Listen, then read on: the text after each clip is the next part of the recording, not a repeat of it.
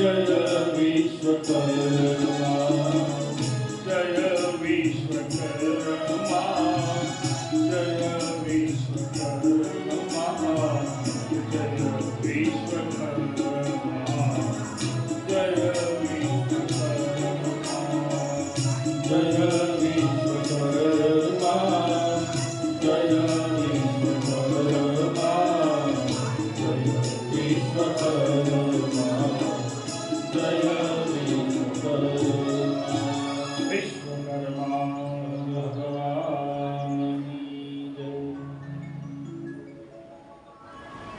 भगवान 17 સપ્ટેમ્બર પૂજા દિવસ નિમિત્તે આપણે સૌ ભગવાનના વેદના સૂત્રો છે એના પર થોડી ચર્ચા કરી, સંવાદ કર્યો. હવે આજના યુગમાં સમાજની અત્યારની ખૂબ જ જરૂરિયાત કે આજે આપણે પશ્ચિમનો વાયરો વાયર્યો છે, એના રંગે રંગાયા છીએ. એ લોકો બધા ભગવદ્ ગીતાના પાઠો અને આપણા શિષ્ટાચાર શીખી રહ્યા છે, ત્યારે આપણે હીરો હિરોઈનોને જોઈ અને આંધળું અનુકરણ કરી રહ્યા છીએ. ત્યારે વિશ્વકર્મા પુરાણમાં મનુષ્યએ જીવન કેવી રીતે જીવવું, સ્ત્રી હોય, પુરુષ હોય, બાળક હોય, યુવાન હોય કે વૃદ્ધ હોય, આ બધું લખેલું છે, જેને આપણે વાસ્તુશાસ્ત્ર કહીએ છીએ. થોડી વાતો એ અનુસંધાને કરવી છે. પાછળ જે બધા બહેનો બેઠા છે એ બહેનોને ઉપર હોલ ખાલી હોય તો એના માટે આપણે ખાલી રાખ્યો છે કે ઉપર જઈને વાતો કરી શકો તમે, એટલે ઉપર હોલ ખાલી છે. ફક્ત અડધો કલાક જે આજના સમાજની જરૂરિયાતો છે, આપણું વાસ્તુશાસ્ત્ર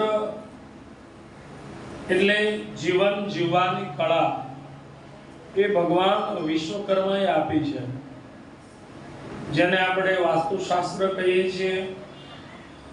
મોટા ભાગે જે ભગવાને વાસ્તુશાસ્ત્ર આપ્યું છે એમાંથી આપણે 1% જ ઉપયોગ કરીએ છીએ. એ પણ શેમાં? મકાનમાં, બાંધકામમાં. વાસ્તુશાસ્ત્રના જે પ્રકારો છે, ચર વાસ્તુ, સ્થિર વાસ્તુ અને નિત્ય વાસ્તુ. એમાં બે જ વાત આપણે જાણીએ છીએ, ચર વાસ્તુ અને સ્થિર વાસ્તુ. નિત્ય વાસ્તુને કોઈ યાદ કરતો નથી. એકવાર મકાન બની ગયું, પછી એનો તોડફોડ કરવાનું ક્યાંય શાસ્ત્રમાં લખ્યું નથી.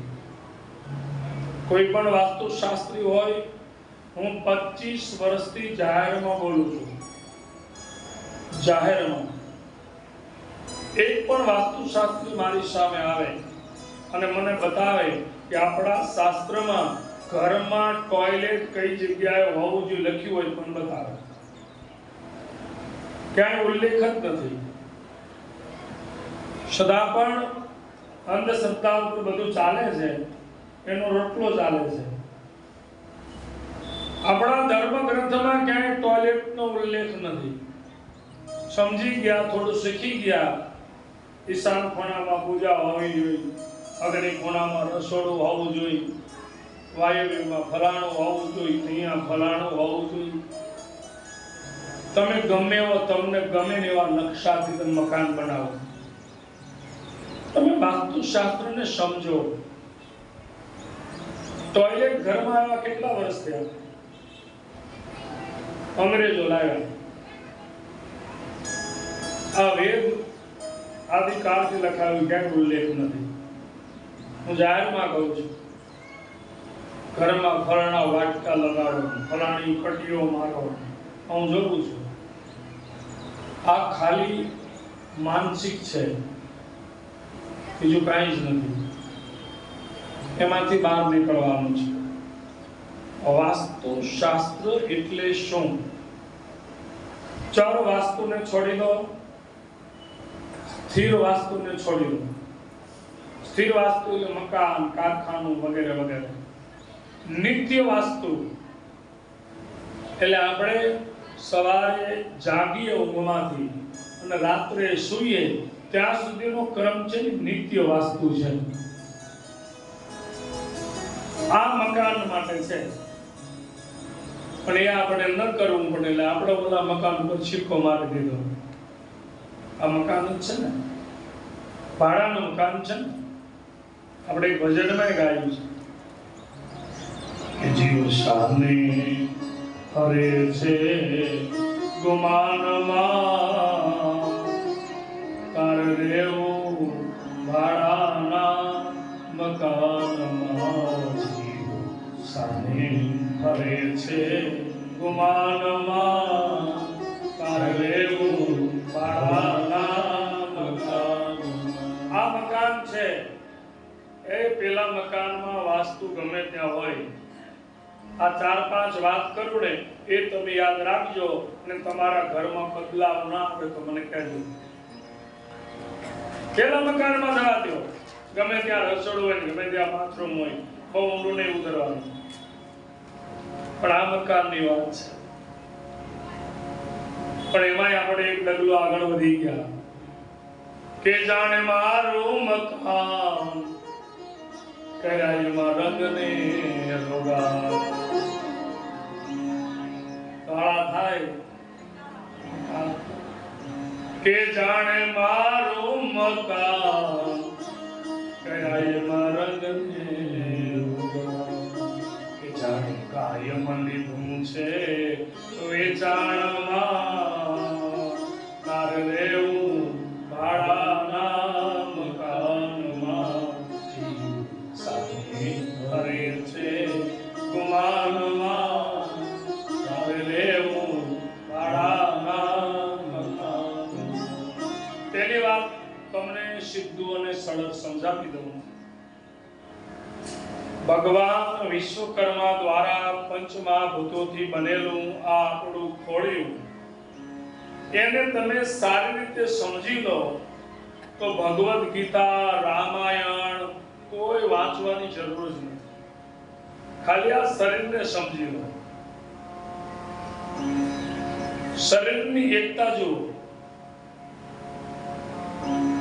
બજારમાં રસ્તામાં કાંટો પડ્યો હોય, દેખાય કોને? આંખને. વાગે કોને? પગને. દેખાય છે કોને? આંખને. વાગે કોને? પગને. બરાબર? તમે એકતા જુઓ. આપણે હાલ્યા જતા હોય તો એ કાંટો આંખને દેખાય છે, પગને નથી દેખાતો. પણ એક વિજ્ઞાનની ભાષામાં ચંદ સેકન્ડોમાં આંખ તરત જ સંદેશો મોકલી દે છે. ઉભા રહી જાય ને કાંટો વાગશે, પગ ઉભો રહી જાય. હવે આંખ એવું વિચારે આપણને શું પગને વાગવાનો છે, તો આટલું જ આંખ વિચારે કે આપણને શું પગને વાગવાનું છે. તો બસ એક કુટુંબમાં રહેતા હોય ને એમાં આ જ ભાવના હોવી જોઈએ. આ તો કે આપણે શું આપણા ભાઈ છે, પણ એ મારું જ અંગ છે. આંખ વિચારે છે કે મારા જ શરીરનું અંગ આ પગ છે. આંખને ઈજા નથી થવાની, પગને કાંટો વાગવાનો છે. સદા પણ આંખ છે ને તત્કાલ સંદેશ મોકલે છે કે ભાઈ પગ તું ઉભો રહી જા. કેટલી મોટી એકતા છે. કોઈ ગાલ ઉપર તમાચું મારવા જાય તો હાથ તરત આડા થાય ને, હાથને હું લેના દેના. એનો વિચાર ભલે ગાલને પડતો પણ હાથ આવે ને આડા. એ વિચારે છે કે મારા પરિવારના સભ્યો છે, શરીર છે, એ ઘર છે, હાથ, પગ, આંખ, નાક, કાન એ એક પરિવારના સદસ્યો છે. એકના દુખે બીજો દુખી થાય તો એ પરિવારને કોઈ દી વાંધો ન આવે કે મારો છે. મારા પરિવારનો છે, મારા ઘરનો છે, મારા સમાજનો છે. પણ આ તો હાથે કરીને આંખો બંધ કરે, ભલે વાગે. ખાલી આટલું સમજાઈ જાય. અને ભગવાનને કઈ તમારી જોડે દુશ્મની છે? વિશ્વકર્મા ખોળ્યું એને બનાવ્યું છે, બરાબર? એને કઈ દુશ્મની? જો દુશ્મની હોય તો મનુષ્યનો અવતાર શું આપે? દુર્લભ મનુષ્યનો દયા આવ્યો છે તમને. પણ તમે વિચાર કરો, જ્યારે બાળકનો જન્મ થાય, શરૂઆત જિંદગીની, મોઢામાં દાંત હોય ન હોય, છેલ્લી અવસ્થા આવે, પહેલા 5 વર્ષ મોઢામાં દાંત ન હોય અને છેલ્લા 5 વર્ષ મોઢામાં દાંત ન હોય. આ ઈશ્વરની વ્યવસ્થા છે. હવે એને દાંતનું શું કઈ અહીંયાથી એને કઈ પાર્સલ પાછું લઈ જવું છે ત્યાં? આ વ્યવસ્થા શા માટે કરી? પહેલા 5 વર્ષ બાળકની હોજરી નબળી હોય, જે તે ખાય એ પચે નહીં, એટલે મોઢામાં દાંત ન હોય. અને છેલ્લા 5 વર્ષ આપણી હોબળી પાછી નબળી થઈ જાય, જે તે ખવાય નહીં, એટલે મોઢામાં દાંત ન હોય. અમારે એક ભાઈ તો એવું કહે છે કે છોકરા શેરડી ખાવા થયા ને એટલે ભગવાને દાંત લઈ લીધા ને છોકરાના ભાગમાં શેરડી નો આવવા દે. તમે પહેલી છેલ્લી અવસ્થા જુઓ, આપણા માટે છે. હવે એને દાંત લઈ લીધા તો આપણે સમજી જવું જોઈએ કે હવે અમુક વસ્તુ આપણે ખવાય નહીં, તો ભગવાનની સામે પડીને આપણે ચોખ્ખા કરીએ. બત્રીસી નવી બનાવી, અમુક બેને 32 નવી કરી હોય અને પાણીપુરીમાં તો મોઢું વધારે ખોલવું પડે, તો 32 બહાર આવે.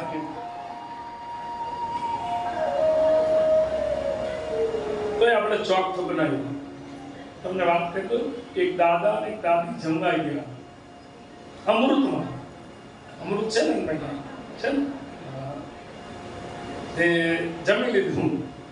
જમી લીધા પછી બિલ તો ચૂકવા જવું પડે, તો હોટલ વાળો ઉભો થઈ ગયો. દાદા દાદી તમારા પૈસા ન હોય તો બેટા તમે જેવું જીવન જીવ્યા એવું અમે નહીં જીવી શકીએ. દાદા કે તું શું જોઈ ગયો? પણ કે નહીં દાદા અમે જોયું. પણ તે જોયું શું? હોટલ વાળો કે દાદા મેં જોયું કે દાદીમાએ પહેલા તમને જમાડ્યા, પછી દાદીમાં જમ્યા.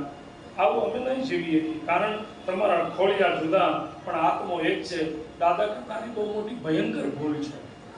ખોળિયા જુદા અને આત્મો એક નથી, બેયનું ચોખ્ઠું એક છે. ચોખ્ઠા બનાવી આપણે ભગવાનની સામે પડ્યા. એક એક વ્યવસ્થાને તમે જોઈ લો. આ વાળ છે, સફેદ શા માટે કરે? મને કે મારા તમે વાળ કાળા કરો છો, દાઢી કેમ કાળી કરતા નથી? આ મને આવું પૂછ્યું. મેં કીધું હું કાંઈ કાળું ધોળું કરતો જ નથી, જે છે એ જ છે. આ કાળા છે ના ધોળા છે, તો મને કાંઈ ફેર નહીં પડતો. વાળ સફેદ થાય મોટી નિશાની છે, શાસ્ત્રોનું પ્રમાણ છે. દશરથ રાજા ગાદી ઉપર બેઠા, શ્રવણ સમિત શ્વેત ભય કેશા, એક કાનની બાજુમાં વાળ સફેદ થયો. દશરથ રાજાએ વિચાર કર્યો કે હવે મારે નિવૃત્તિ લઈ લેવાય. આ સફેદ વાળ છે ને નિવૃત્તિની નિશાની છે. આપણે કૂચડા માર્યા, કાળા કર્યા, પણ તમે ગમે એટલા કાળા કરો, અંદરથી ઉગે ને કોણ ઉગે? સફેદ વાળ નિવૃત્તિની નિશાની છે. તમે જમવા બેસો, જમવા છેલ્લે ભાત આવે, છેલ્લે ભાત આવે, ભાત આવે પછી હાથ જ ધોવાનો હોય ને. હા, બસ એવું જ કંઈક છે આમાં, કે હવે ભગવાન તમને કહે છે ગડપણ તે એસી કરી મારો વરદો કીધો વેશ, બિન સાબુ બિન પાણીએ મારો ધોળો કીધો કેસ. જો બચપન આવે પછી બચપન જાય, યુવાની આવે પછી યુવાની જાય, પછી ગડપણ આવે. ગડપણ જાય નહીં, આપણને સાથે લઈ જાય. તો આ સફેદ વાળ નિવૃત્તિની નિશાની. ઈશ્વરની વ્યવસ્થા જોઈ લો. બે કાન આપ્યા, નાક આપ્યું. આ વિશ્વકર્માની વ્યવસ્થા તમે જુઓ. ઘણા કે ભગવાનના કાર્યોમાં ભૂલ કાઢનારા ખાલી અહીં શિદ્ર આપ્યા હોય હોલ તોય સંભળાય ને, અહીં બે હોલ આપ્યા હોય તોય શ્વાસ લેવાય. પણ ભગવાનને ખબર થી ચશ્મા ક્યાં રાખશે, એટલે આ માટી વધારે વાપરી છે. હવે એ તમે આટલા યુગો પહેલા કેટલી વિચારસરણી તમે જુઓ તો ખરા, અને ગોઠવણ તમે જુઓ આ માનવ શરીરની. તમે આમ જમવા બેઠા હોય પલાટી મારી, આમ કોળીઓ હાથમાં લીધો, આમ ઊંચો કરો, સીધી નજર પડે બરાબર છે. થોડુંક નજીક લાવો, નાક કઈ ખાવા જેવું છે, મોઢું ખોલીને સીધા અંદર. નહીતર એ હાથમાં લાડવો લઈ અહીં પાછળ નાક આપ્યું હોય, નાકને હુંગાડવા જાવી, આંખને દેખાડવા. તમે એની વ્યવસ્થા જોઈ લો. આ વિશ્વકર્માની વ્યવસ્થા છે, સંપૂર્ણ અદ્ભુત. આખું મનુષ્ય શરીર સમજવા જેવું છે. અને આ ઘર માટે નિત્ય વાસ્તુ છે. આ ઘર માટે નિત્ય વાસ્તુ. આપણે નિત્ય વાસ્તુની યાદ જ ન કરી, ચલ અને સ્થિરમાં જ પડ્યા. રસોડા બદલ્યા, પ્લેટફોર્મ બદલ્યા. રસોડું કોઈ પણ દિશામાં હોય કોઈ ફરક નહીં પડતો. કોઈ પણ દિશામાં હોય તમારું રસોડું કોઈ ફરક પડતો નથી. એના માટે બે બાબત મહત્વની છે. રસોઈ બનાવતી વખતે તમારું મુખ કઈ દિશામાં છે. બીજું, રસોઈ બનાવતી વખતે તમારા વિચારો કેવા છે. આ બે વસ્તુ અગત્યની છે. આ તો અગ્નિ ખૂણામાં રસોડું બનાવે અને રાંધતા રાંધતા તું ચીજ બળી હે, એટલે શું સંસ્કાર આવે. આ બહુ ધ્યાન રાખજો. જે બહુ મોટા કરોડપતિ બની ગયા છો, તમારા ઘરમાં કપડા ધોવા વાળી રાખજો, વાસણ ઉટકવા વાળી રાખજો, પણ તમારા ઘરમાં રસોઈ તમે જાતે બનાવજો. જેના ઘરમાં રસોઈ બહારથી કોઈ બનાવવા આવે એનું કુટુંબ બરબાદીના પંથે જઈ રહ્યું છે. કારણ કે કામવાળી રસોઈ બનાવવા આવે ને, એમાં એવો ભાવ ન હોય કે આ મારો પતિ જમશે, મારો ભાઈ જમશે, એમાં એવો ભાવ ન હોય. બધું જ કરાવજો બહાર, પણ રસોઈ સ્વયં બનાવજો. બસ આટલું કરજો. આજે બહુ ફેશન આવી ગઈ છે. મારા ઘરે રસોઈ વાળા રસોઈ કરે, કપડા ધોવા વાળા કપડા ધોવે નહીં. રસોઈ જાતે થવી જોઈએ. આપણો પરિવાર, કારણ કે અન્ન એવો ઓટકા, પેલી કેવા વિચારમાં રસોઈ બનાવે એ તમને શું ખબર છે. અને એ જ રસોઈ તમારા પરિવારના સભ્યો જમશે, એના વિચારો એવા થશે. બધું જ ભગવાને આપ્યું હોય, બસ રસોઈ મારા પરિવાર માટે હું બનાવીશ. પણ આજે તો આપણે બહુ પૈસા વાળા થઈ ગયા છે. પરિણામ શું આવે? એ જ આવે.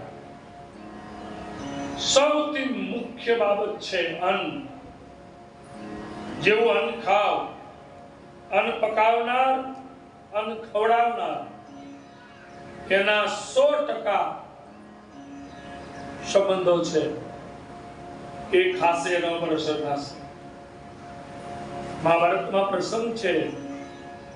વિશ્વ બધા યુદ્ધ લડી રહ્યા છે, બધા ભેગા થયા છે. દુર્યોધન વિચારે છે કે ભીષ્મ આપણો સાથ નહીં આપે, તો એના માટે શું કરીએ? મીટિંગ કરાવો. દુર્યોધન, દુશાસન, શકુની, તો કે ભીષ્મની રસોઈ પુરોહિત અલગથી બનાવે છે, ભગવાનને થાળ થાય છે, અને પછી ભીષ્મ એ રસોઈ ઘરમાં રસોઈ જમે છે. ભજન અને ભોજન આ બે વસ્તુ પર પડદો હોવો જોઈએ, આપણું શાસ્ત્ર કહે છે. તો એના માટે શું કરીએ? તો શકુની માર્ગ બતાવે છે કે ભીષ્મની થાળી તૈયાર થાય, રસોઈ, અને એ રસોઈ ઉપર કોઈ પાપીની દ્રષ્ટિ પડે અને એ રસોઈ ભીષ્મ જમે તો ભીષ્મની બુદ્ધિ બગડે અને કૌરવોનો સાથ આપે. દુર્યોધને પૂછ્યું કે મામા એવો પાપી કોણ? એટલે શકુનીએ કીધું તું, તારા જેવો બીજો કોઈ પાપી નથી. અને એ દુર્યોધને ભીષ્મનો પુરોહિત જે રસોઈ બનાવે એ રસોઈના થાળ ઉપર નજર કરી, દ્રષ્ટિ કરી અને એ રસોઈ ભીષ્મ જેને, ભીષ્મની બુદ્ધિ બગડી, દુર્યોધનનો સાથ દીધો. ભીષ્મ જેવો મહાપુરુષ કોઈની પાપીની દ્રષ્ટિ પડેલું અન્ન ખાય અને એની બુદ્ધિ બગડતી હોય તો મારી અને તમારી શું અવકાશ છે? તમે જ્યાં ત્યાં પાણીપુરી ખાવ છો, પરિણામ શું આવશે? ખાવ તમે, મારો વાંધો નથી, પણ એ પાણીપુરી ઘરે બનાવો અથવા તો બજારમાંથી ઘરે લઈ જાઓ, ઘરે ખાઓ. આજે હું કથાકાર છું, હું તમારી સાથે છું, હું ગ્રસ્તી છું, હું આખરે તો મનુષ્ય છું. નિયમો તો બધાને લાગુ પડે. તો શું મારી સ્વતંત્રતા જોતવાઈ જાય? હા, ચોક્કસ મારે એની મર્યાદાઓનું પાલન કરવું પડે. આઈસ્ક્રીમ ખાવાની મારી ઈચ્છા થાય તો આ ગાદી ઉપર બેઠા બેઠા ન ખવાય, બજારમાં ઉભા ઉભા ન ખવાય. ઓફિસમાં બેસીને આઈસ્ક્રીમ મગાવું, હું ખાઉં, મને પણ મારું સ્વતંત્ર જીવવાનો અધિકાર છે. મને પણ ક્યારેક થાય કે પાણીપુરીમાં હારું શું આવતું હશે, કે આટલો બધો અમને રસ લાગે છે, તો હું પણ ઘરે મંગાવી લઉં, બે પાણીનો ટેસ્ટ લઈ લઉં. એવું નથી. હું ક્યાંય ધર્મ છે ને ક્યાંય તમને બંધન રૂપ બનતો જ નથી. અને જે બંધન બને એ ધર્મ નથી. ધર્મ તમને કાયમ મુક્ત કરે છે, પણ ચોક્કસ તમને મર્યાદાઓ બતાવે છે. એની મર્યાદાઓમાં રહો. બાકી હરેકને પોતાનું સ્વતંત્ર જીવન જીવવાનો અધિકાર છે. અને ચોક્કસ મનુષ્ય તરીકે આવ્યા છો. આપણા વડીલોને પૂછી લો, સારી સાયકલ નહોતી, આપણે લાખોની ગાડીમાં ફરીએ છીએ. આપણા વડીલોને પૂછી લો, સારું પહેરવા માટે કપડું નહોતું, થીગડા દઈ દઈને પહેરતા હતા. અને આપણે આજે ઇમ્પોર્ટેડ તાકા ખરીદી શકીએ તો આનંદ નહીં લેવાય. સારામાં સાડી 5,000ની સાડી પહેરાય. કેમ ન પહેરાય? એની મર્યાદામાં રહીને પહેરાય. આપણે જે મર્યાદાને ભૂલ્યા છીએ ને એ વાસ્તુ દોષ છે. નિત્ય વાસ્તુમાં તમે જીવન જીવો, જાગો ને ત્યારથી તમારું નિત્ય વાસ્તુ ચાલુ થાય. આપણા શાસ્ત્રોમાં બતાવ્યું, સંતોએ બતાવ્યું, વાસ્તુશાસ્ત્રમાં બતાવ્યું, આપણે એ મુજબ જીવન ન જીવ્યા. જીવન જીવવાનું સૌથી પહેલા જાગો તો શું થાય? પહેલા પ્રથમ તો તમે જે બેડરૂમમાં સૂતા હોય, તમે જાગો તો આપણું વાસ્તુશાસ્ત્ર કહે છે કે જાગ્યા પહેલાની પહેલી ક્રિયા શું?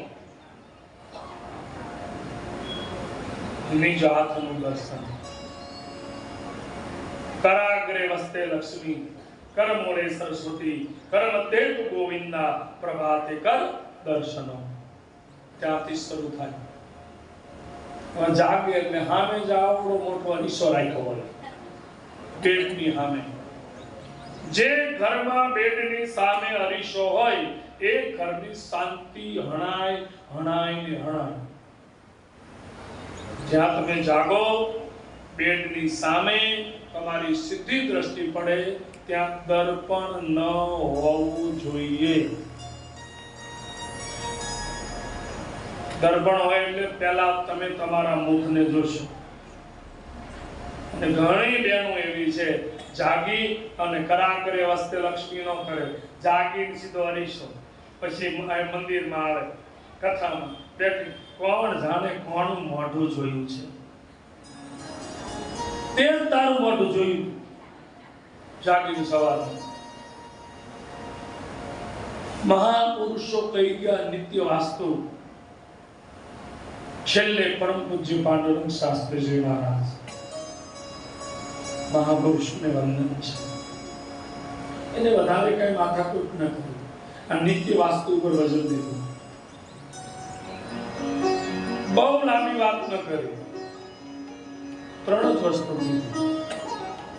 એક કરી કે તમે 3 વાત રાખજો યાદ. તમે 3 વાત રાખજો યાદ. જીવનમાં લાવવા મીઠો સ્વાદ, જીવનમાં લાવવા મીઠો સ્વાદ. તમે 3 વાત રાખજો યાદ. તમે 3 વાત રાખજો યાદ. પ્રભાતે ઉઠતાની સંગાત, પ્રભાતે ઉઠતાની સંગાત. નિરખજો નિજનો જમણો હાથ, નિરખજો નિજનો જમણો હાથ. સુણજો ઋષિ મુનિઓનો સાથ, સુણજો ઋષિ મુનિઓનો સાથ. તમે 3 વાત રાખજો યાદ. તમે 3 વાત રાખજો યાદ. કરના મૂળમાં શારદામાં, કર્કરના મૂળમાં શારદા.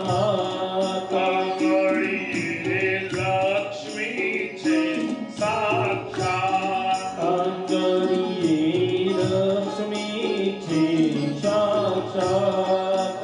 હથેળીમાં હરિ સદા હૈયા, હથેળીમાં હરિ સદા હૈયા. તમે 3 વાત રાખજો યાદ. તમે 3 વાત રાખજો યાદ. 3 જ વસ્તુની વાત કરી છે. ગરાગ્રે વસ્તે લક્ષ્મી, ગરમૂળે સરસ્વતી, ગર્ભધે તુ ગોવિંદા. પ્રભાતે કર દર્શન, નિજ હસ્ત દર્શન કરી, પૃથ્વીનું દર્શન કરી, શૌચ આદિ નિત્ય કર્મ કરી, નાય હોય જે પૂજા પાઠ હોય એ બધું કરી કામ ઉપર જાઓ. એ વખતે તમારા જે ઈષ્ટ હોય એને બે હાથ જોડો કે ભગવાન, હું ગૃહસ્થી છું, મારું કુટુંબ, મારો પરિવાર, એનું ભરણ પોષણ કરવું એ જવાબદારી મારી છે. હું એ જવાબદારી નિભાવવા માટે જાઉં છું. હે પ્રભુ, હું જાઉં મારા કુટુંબ માટે, તો મારા હાથે સારું કર્મ કરાવ કે ખરાબ કર્મ કરાવ એ તારા હાથમાં છે. આટલું ભગવાનને કહો અને પછી કામ ઉપર જાઓ. ફેક્ટરી હોય, કામ હોય, પછી જ્યારે જમવા બેસો, મેં કીધું ને, રસોડું ક્યાં છે જોવાનું નથી. ભોજન ભજન દેવ પર પડદો. રસોઈ ઘરમાં તૈયાર થાય, ખીચડીની કઢી હોય, ઠાકોરજીની સામે થાળી રાખી એની ટોકરી વગાડો, પછી પ્રસાદના રૂપમાં ખાઓ. દાળમાં મીઠું ઓછું છે, ફલાણું આ છે.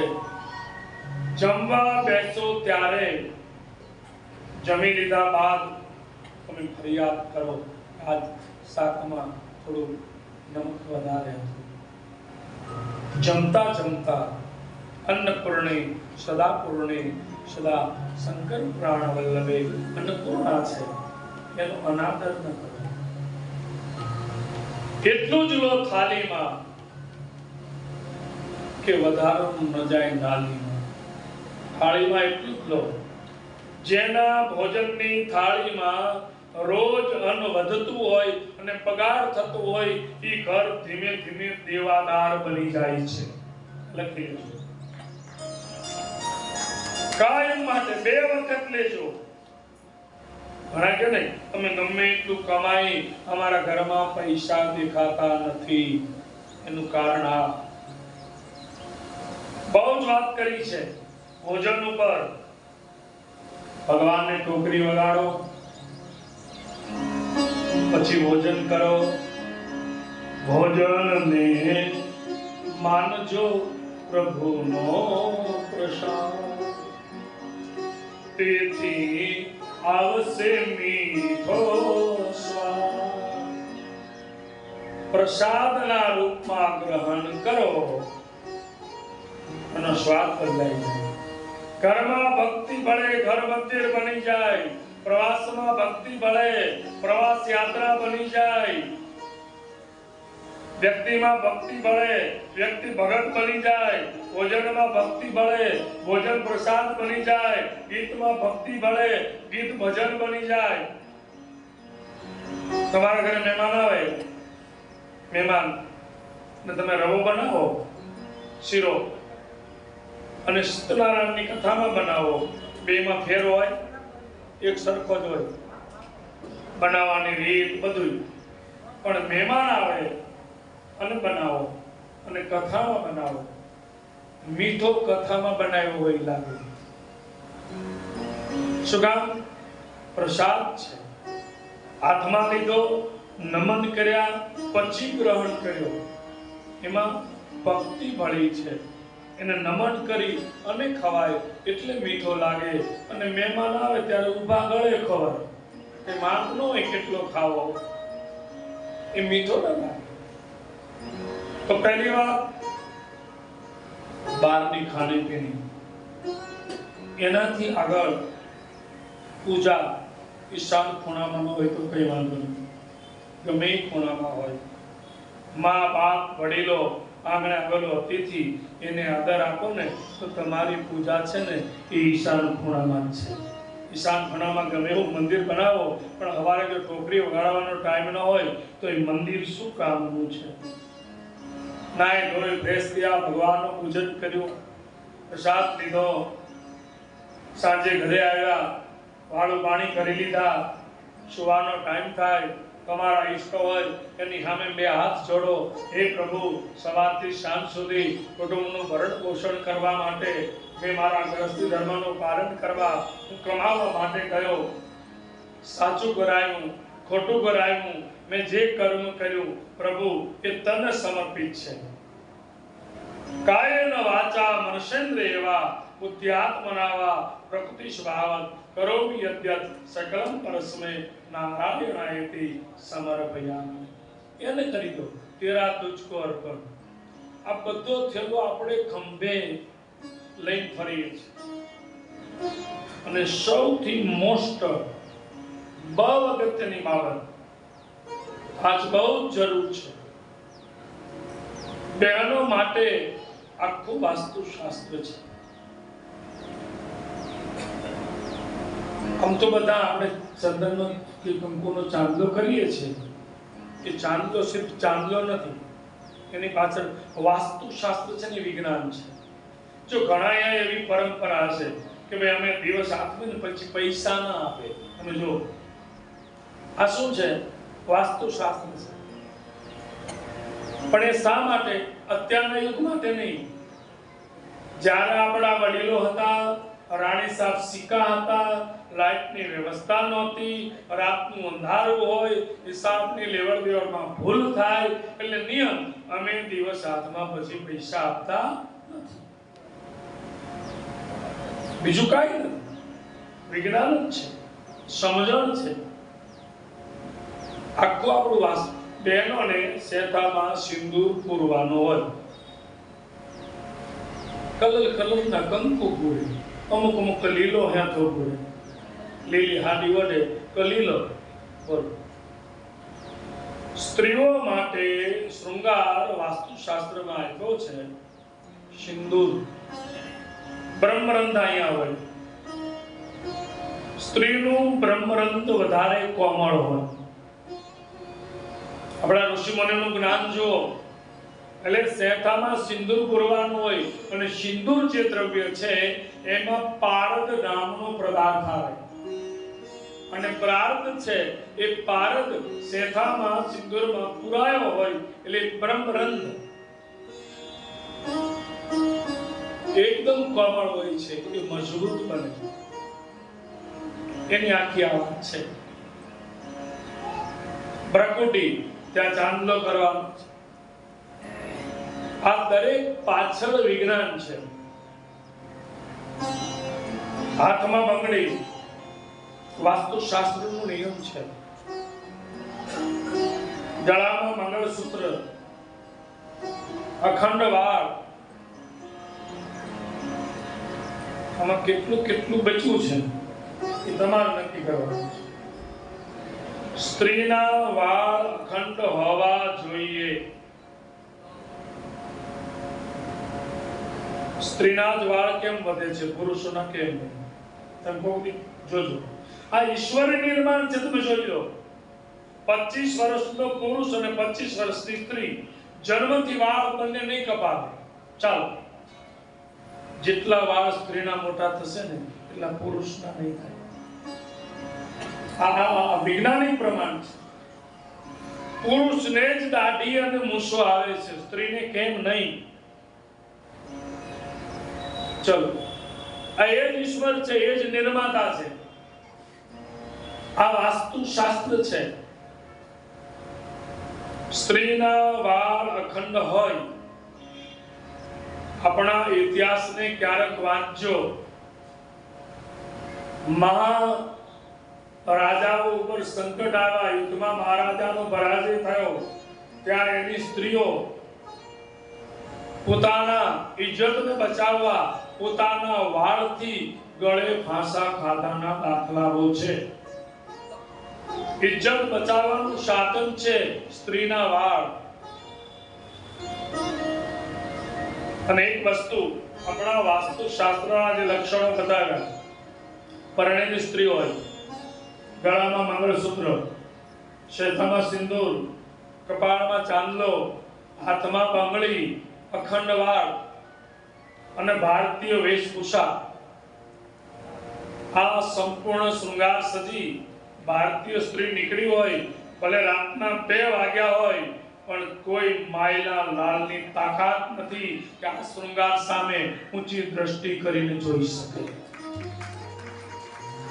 આ શૃંગાર હોવો જોઈએ. પરિણામ શું આવ્યા? અંગ પ્રદર્શન. આજે તમે જો આપણા વડીલો કપડું ફાટે તો એને થીગડું કહેતા, આજે ફાટેલા પહેરે છે. ટીચરે ફાટલું, ખંભે ફાટલું, ફાટલું. મેં કીધું બેટા આ ફાટલું જીન્સ નહીં બાપુ, ફાટલું નથી, ફેશન છે. લ્યો, સ્ત્રી, તમારી દીકરી, તમારો દીકરો, દીકરીને હાથમાં બંગડી કેમ ન પહેરાય? કપાળમાં ચાંદલો કેમ ન કરાય? આપણી કઈ કોલેજમાં મનાય છે મને બતાવો. કઈ કોલેજમાં મનાય છે કે હાથમાં બંગડી નહીં પહેરવાની, કપાળમાં ચાંદલો નહીં કરવાનો? એક કોલેજ મને બતાવો. બસ પરિણામ શું આવે? આપણી સનાતન સંસ્કૃતિ નિત્ય વાસ્તુમાં એ મુજબ તમે જીવન જીવો, દુનિયાના તમામ પાસાઓમાં તમે સફળ થશો. પછી ધર્મ હોય, રાજનીતિ હોય, વ્યવહારિક હોય, કુટુંબિક હોય, એ શિક્ષણ છે. વિશ્વકર્મા પુરાણમાં લખ્યું છે સાસુ અને વહુએ કેવી રીતે રહેવું. કોને વાંચ્યું છે બતાવો. બાપુ ઘરમાં વાંચવાનો ટાઈમ જ નથી. વિશ્વકર્મા પુરાણ લખેલું આવે સાસુ અને વહુએ કેવી રીતે રહેવું. હવે વિશ્વકર્મા પુરાણ મારે વાંચ્યું નથી તમે, તો તમે હાઈવે ઉપર આમાં રાત્રે મુસાફરી કેટલાય કરેલી. હાઈવે ઉપર રાત્રિ મુસાફરી કોઈ વાહનમાં બધાએ કરી હોય, તો હાઈવે ઉપર નીકળો તો ખબર પડે કે સાસુ વહુએ કેવી રીતે રહેવું.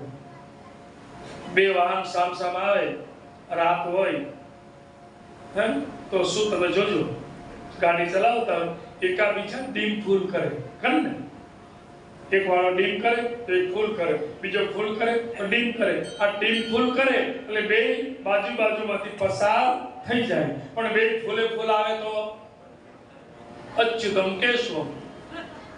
આ સમજી લેવાનું સાસુ અને વહુ જ્યારે ફૂલ થયા હોય ત્યારે સાસુએ ડીપર આપવાનું, ડીમ થઈ જવાનું. સાસુ ફૂલ થાય ત્યારે વહુએ ડીમ થઈ જવાનું. એક્સિડન્ટ થાય જ નહીં. એક્સિડન્ટ જ થાય. આ તો બે ફૂલે ફૂલ આવે પછી પાછા વાહન ક્યાં જાય? રોડ છોડીને શેરીમાં આવે. તમે જો જીવન જીવવાની જે કળા છે એમાં ખાસ મારે એ કહેવું છે, ઠીક છે યુગ પ્રમાણે તમે રહો, પણ જે દીકરી એવા કપડાઓ પહેરે છે કે આપણને પણ શરમ આવે, તો ઘરેથી કપડા પહેરીને નીકળે છે, શું એના મા બાપને આંખો નથી? એને ખબર નથી? આ વાંક કોનો છે? દીકરી કે દીકરાનો નથી, એના મા અને બાપનો છે. પેલા આપણે તો છીગડા નહીં પહેરતા, અત્યારે તો ભગવાને બહુ સારી સગવડ આપી છે, તો હવે હાથે કરીને આપણે ફાટલા પહેરીએ છીએ. પેલા અહીં સુધી લાજનો ઘૂંટો તાણતા, ઇજ્જત હતી, પાણિયારું હતું, ઉમરો હતો, ડબલ ખડકી. જો ખડકી, દરવાજો, ડોર, ડેલો આ બધું અલગ અલગ વસ્તુ છે. પેલા ખડકી કેટલાને ખબર છે? ખડકી પેલા ખડકી આવતી ખબર કે આ ખડકી, એને ખડકી જ કેમ કે? પતાનો દરવાજો હોય ખડકી નો કહેવાય. ખડકીમાં શું હોય? સાંકળ હોય, આડા ધોકા હોય, એ ધોકા એ રીતના હોય એકબીજામાં ફીટ થાય. અત્યારે ઓલા મિજાગરણ હોય, ખડકી ઊંચી કરો એટલે આમ ખડકી આખી વલણ જુદી છે. અત્યારે તો સિંગલ ડોર આવી ગયો, હું ને મારી ઈ બસ. આ સિંગલ ડોર. પેલા ઉમરો હતો. આ તો તમને આ ટોટલ હું જે બોલી રહ્યો છું રાજ વલ્લભ વાંચજો.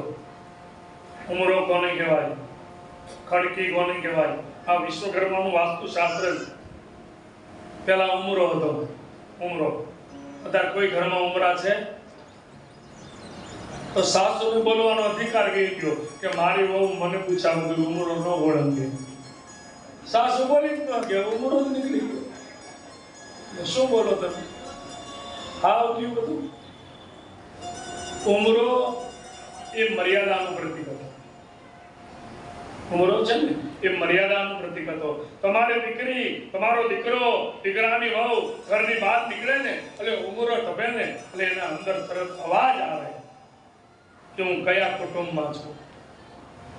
બિલકુલ. બીજું, ઉમરાના ઘણા બધા કામો હતા. કોઈ સાધુ, કોઈ સંત તમારા ઘરે આવે, એની જે રજ પડી હોય એ થોડી રહી જાય. એનાથી આગળ આપણા સિર્ફ અને સિર્ફ આપણા વડીલો ઉમરો શા માટે? કોઈ સોનાની ચૂંક ખોવાઈ ગઈ, કોઈ કંઈ ખોવાઈ ગયું તો તમે રાત્રે કાઢો તો એ વસ્તુ ઉમરે આવીને રોકાઈ જાય. એ ઉમરે આવીને રોકાઈ જાય. આવા ઘણા બધા કારણો હતા એટલે ઉમરો હતો. ઉમરો જ નીકળી ગયો. પરિણામ શું આવ્યા? મર્યાદાનો લોપ થઈ ગયો. આ એક આપણું શાસ્ત્ર જે છે, રહેણી કહેણી, ખાનપાન, એ ટોટલ વાસ્તુશાસ્ત્ર છે. અત્યારે આપણે કેટલા બોલ્યા? પૂરી વ્યવસ્થા બનાવી છે. કોઈ પશુ અને મનુષ્ય, આપણે મનુષ્ય સામાજિક પ્રાણી જ છે, વ્યવસ્થા જુદી છે. ભગવાને પશુ બનાવ્યા, બનાવનારી મારો વિશ્વકર્મા છે, પણ આપણે શું ખાવાનું એ આપણા શાસ્ત્રમાં લખ્યું, એને શું ખાવાનું એ પણ શાસ્ત્રમાં લખ્યું. પશુ છે એમાં બે પ્રકાર હોય, માંસાહારી અને શાકાહારી. ગાય છે શાકાહારી પ્રાણી છે, ભેંસ છે શાકાહારી છે. હવે એની સીધી વ્યાખ્યા આપણા શાસ્ત્રમાં લખ્યું છે, વિશ્વકર્મા પુરાણમાં, કે માંસાહારીના લક્ષણો અને શાકાહારીના લક્ષણો પુરાણમાં લખ્યા છે. જે શાકાહારી હોય એ હોઠથી પાણી પીવે. આ સીધું ગણિત. જે પ્રાણી શાકાહારી હોય એ હોઠથી પાણી પીએ. જે માંસાહારી હોય એ જીભથી પાણી પીએ. કૂતરો કેવી રીતે પાણી પીએ? બિલાડી કેવી રીતે પીએ? આપણે કેવી રીતે? ગાય કેવી રીતે પીએ? હોઠથી. જેટલા હોઠથી પાણી પીએ એ શાકાહારી. નાખૂનમાંય ફેર હોય, દાંતમાંય ફેર હોય. આપણા દાંત જોઈ લો ને એના જોઈ લો, બરાબર. પણ અમુક પ્રાણી એવા છે કે શાકાહારી પણ છે અને માંસાહારી પણ છે. એમાં એક કૂતરો. આજ માણસ કૂતરા જેવો થઈ ગયો છે. કૂતરો રોટલોય ખા અને એ ખા. તો મારો અર્થ કહેવાનો એ છે, સમય જેટલો છે પણ જે વાત મને જરૂરી લાગી, ખોટી અંધશ્રદ્ધા કરતા વાસ્તુશાસ્ત્ર આ જીવન માટે છે. હવે વાસ્તુ દોષ કોને કહેવાય અને નિવારણ કેવી રીતે, એક જ મિનિટમાં સમજાવી દઉં. તમારા મનની સ્થિરતાનો ભંગ કરે એને વાસ્તુ દોષ કહેવાય. બસ. તમારા ઘરમાં સરસ મજાની સફેદ દિવાલ હોય અને એમાં બાળક રમતા રમતા કોલસાનો કાળો લીટો કરે, એ વાસ્તુ દોષ છે. કારણ કે તમારું મન ઘડી ઘડી ત્યાં જાય. એને શું કરવું પડે? સફેદ કલરનું પૂંછડું મારી દેવું પડે. તમારા ઘરમાં બંધ ઘડિયાળ હોય, તમારું મન ઘડી ઘડી ત્યાં જાય, આ વાસ્તુ દોષ. બીજું કાંઈ છે નહીં. રસોડું ક્યાં છે ભૂલી જવાનું, મનમાંથી કાઢી નાખવાનું. બસ સારા સારા વિચારો સાથે રસોઈ બનાવો, સારા વિચારો સાથે સંતાનોને જમાડો. મંદિર ક્યાં છે એ ભૂલી જાઓ, પ્રેમથી ભાવથી ભગવાનની પૂજા અર્ચના કરો. પણ આજે તો કેવું થઈ ગયું છે, દેખાવ થઈ ગયો છે. હંમેશા તમારા બાળકને તમારા જે ઈષ્ટ હોય, સવાર બપોર સાંજ એને વંદના કરાવો. અને બીજું કાંઈ ન આવડે તો કાંઈ નહીં. એને જ્ઞાન આપો. આપણે કયા કુળમાં આવ્યા છે,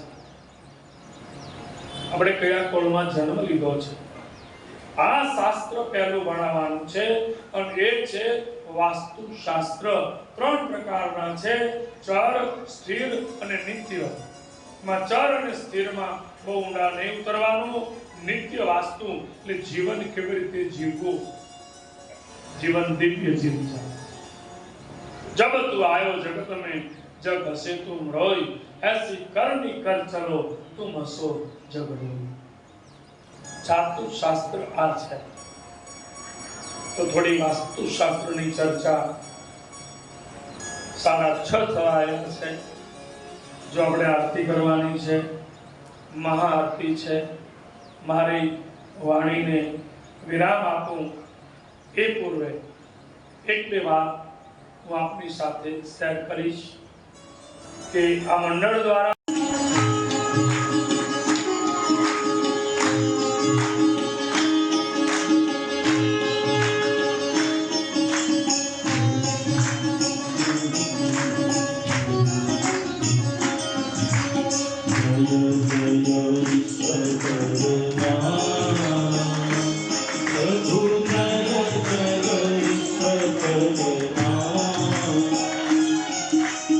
ईश्वर परे